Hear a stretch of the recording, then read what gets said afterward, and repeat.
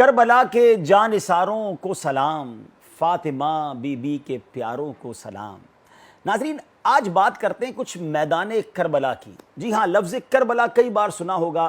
میں چاہتا ہوں کہ کچھ آپ کو کربلا ہی کی تاریخ بیان کریں۔ 10 محرم الحرام سن 61 ہجری میں تاریخ اسلام کا ایک انتہائی دردناک واقعہ پیش آیا کہ جب خاندان اہل بیت اور ان کے جانثاران نے یزیدی لشکر کے سامنے بھوک اور پیاس کی حالت میں اسلام کے پرچم کو بلند کرنے کے لیے جو شہادت کا منصب پایا، جہاں یہ عظیم سانحہ رونما ہوا، اس میدان کو میدان کربلا کہتے ہیں۔ کربلا کہاں پر ہے؟ کربلا نجف سے 80 کلومیٹر، بغداد سے 103 کلومیٹر کے فاصلے پر نہر فرات کے قریب واقع ہے، جبکہ کوفہ سے تقریباً 75 کلومیٹر دور ہے۔ پہلے یہ صحرا تھا اور اب یہ ملک عراق کا حصہ ہے۔ کربلا 2 لفظ کرب و بلا سے مرکب ہے۔ کچھ اہل لغت نے کہا کہ یہ کربل یعنی چھانی ہوئی گیہوں یا کربلتن دلدلی زمین سے ماخوذ ہے، اس لیے کہ وہاں کی زمین کنکروں سے خالی اور نرم ہوا کرتی تھی۔ ایک قول یہ ہے کہ کربل ایک جڑی بوٹی کا نام ہے جو وہاں اگتی تھی، اس لیے اس جگہ کا نام کربلا پڑ گیا۔ احادیث مبارکہ میں اس جگہ کو نینوا اور طف کے ناموں سے بھی ذکر کیا گیا۔ اسلامی تاریخ میں اس مقام کو خاص حیثیت حاصل ہے۔ نبی کریم علیہ السلام نے شہادت امام حسین کے بارے میں بعطائے الہی غیب کی خبریں دیتے ہوئے ارشاد فرمایا تھا۔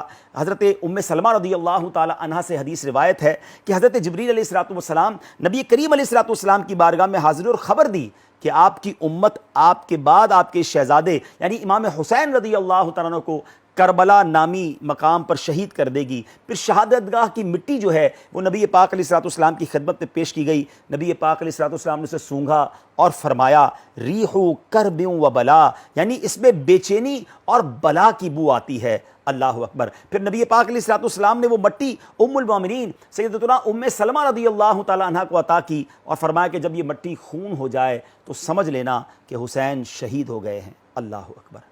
مولا علی شیر خدا کرم اللہ تعالی وجہ الکریم کا بھی ایک واقعہ کربلا کے بارے میں ملتا ہے کہ جب امیر المومنین حضرت مولا علی شیر خدا کرم اللہ تعالی وجہ الکریم کا کربلا کے قریب سے اس جگہ سے قریب سے گزر ہوا تو آپ نے فرمایا یہاں ان کی سواریاں بٹھائی جائیں گی، یہاں ان کے کجاوے رکھے جائیں گے، یہاں ان کے خون بہائے جائیں گے۔ یعنی آپ نے پہلے ہی خبر دے دی کہ امام حسین اور ان کے لشکر کے ساتھ اسی مقام پر یہ ظلم کیا جائے گا۔ جب امام علی مقام کو دشمنوں نے گھیر لیا تو آپ نے پوچھا یہ کون سی جگہ ہے؟ تو جواب ملا کربلا۔ تو آپ نے فرمایا بے شک میرے آقا علیہ السلام نے صحیح فرمایا تھا کہ یہ کرب و بلا کی زمین ہے۔